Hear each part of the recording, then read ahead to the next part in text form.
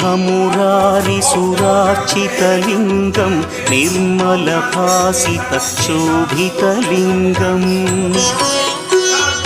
जन्मज दुःखविनाशकलिङ्गं तत्प्रणमामि सदा शिवलिङ्गम् देवमुनिप्रवरार्चितलिङ्गं कामदहन करुणाकरलिङ्गम्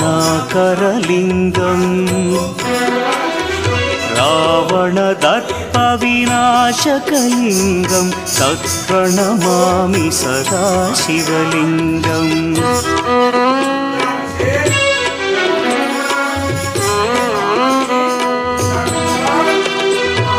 सर्वसुगन्धसुलेपितलिङ्गं बुद्धिविवर्धनकारणलिङ्गं सिद्धसुरासुरवन्द्यलिङ्गम्